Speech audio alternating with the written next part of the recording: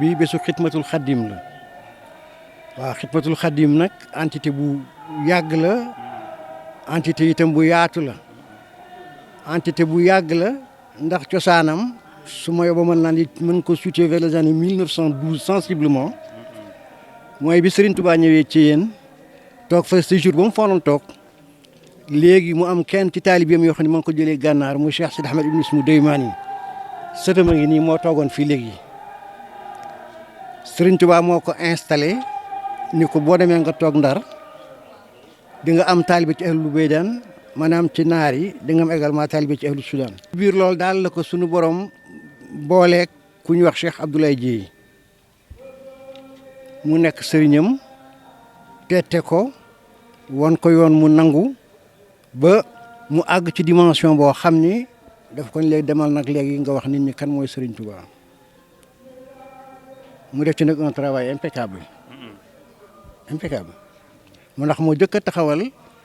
journée Serigne Touba ci France ndax dafa nekkoon dans l'administration à un moment donné nag yàlla def mu dem bitim réew mu dem en France bi mu demee en France nag la taxawal ce qu'on appelle l'ASM l'association des étudiants et stagiaires mourides en Europe. dafa liggéeyal Serigne Touba ñoo taxawal jëkk a taxawal conférence UNESCO bi en 77. di leen nuyu bu baax a baax ci jotaay bi nga xamante ne may ngeen ñu ko di sant sunu borom subhanahu wa taala bu baax it ci lii mu ñu tawfiqale tey jii muy bés bu màgg bu tedd bii nga xam ne lu ko waral du dara lu ndigal loo xamante ne Cheikh Babacar Seck jotoon na ko ci ku baax koo xamante ne àndoon na ak moom mi Mawlana Cheikh Abdoulaye Dieye nga xam ne ba mu tolloo rek ci xeeñ ci sunu borom subhanahu wa taala ak bëgg lu baax ak sóobu yoonu gaañu baax ña yàlla sunu borom da ko dimbale mu ànd ak nitu yàlla bu sedd lewet lool bari njëriñ am xam-xam te jubale te nampee ci Mawlana Cheikh Ahmad Bamba Xaadimu Rasuul te càllalam ci Sëriñ Tuubaa muy Cheikh na Cheikh Sidi Ahmed ibn Ismahu Cheikh Babar kooku la dajeel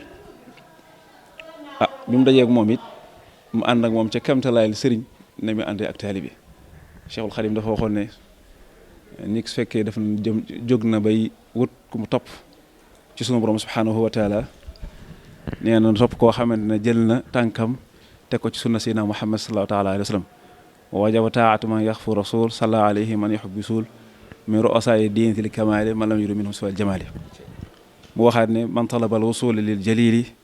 fal yaxtasim bi sunnati rasuli bi an yulaazima mutian la yamil fi zahirin wa batin an sabil yaquuduhu bil ilmi wal ibada kama yurabbihi bi tarkil aada ku bëgg a jëm ci yàlla daal na nga ngoy ci sunna sayyidina Muhammad sallallahu alayhi wa sallam ànd ak nag koo xamante ne jël na tànkam